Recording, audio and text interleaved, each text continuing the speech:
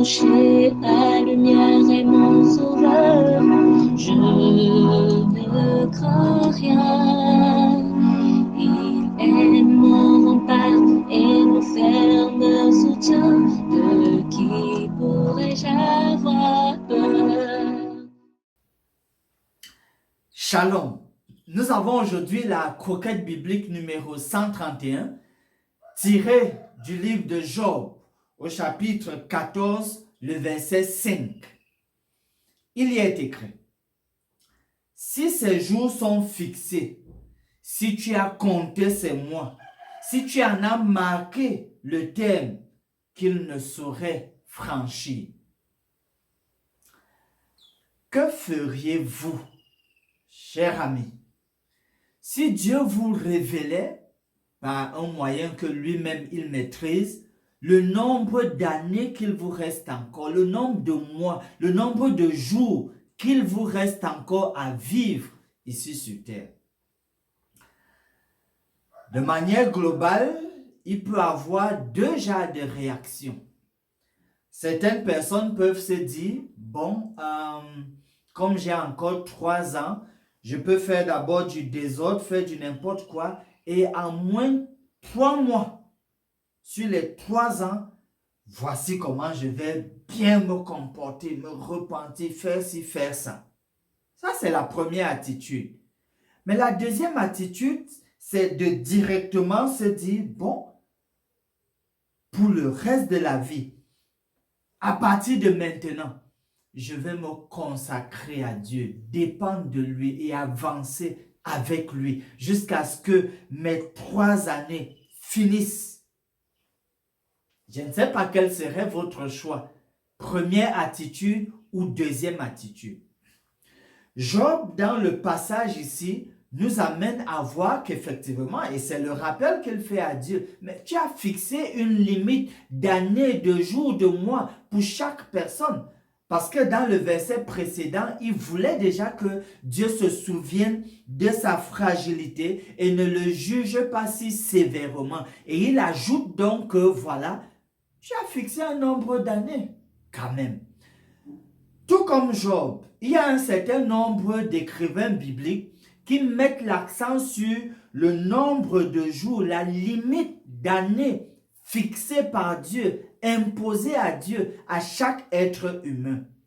Tenons par exemple dans le psaume 39, le verset 5, il est écrit: Éternel, dis-moi quel est le terme de ma vie, quelle est la mesure de mes jours, que je sache combien je suis fragile.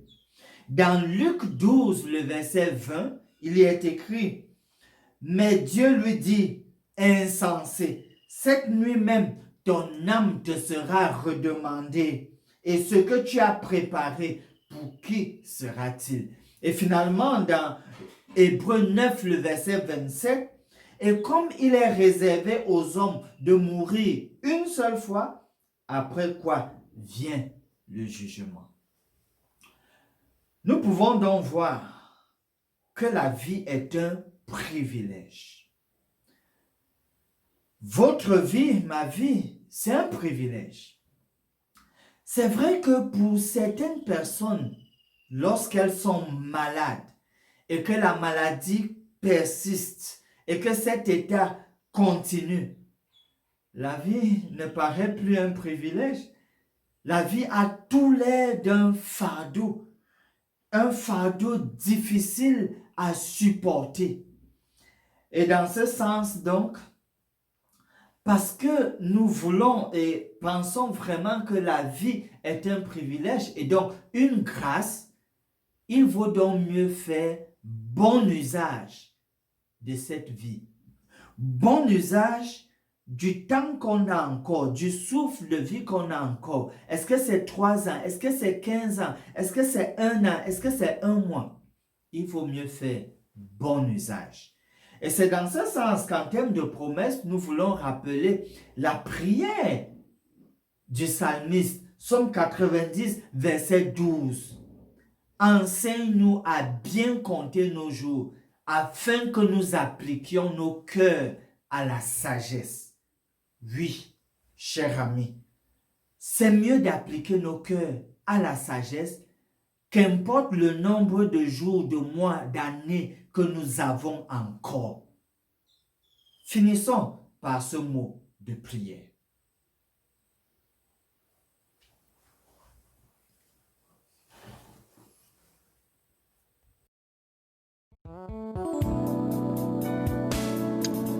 Ô Seigneur, tu as été pour nous un refuge de génération en génération.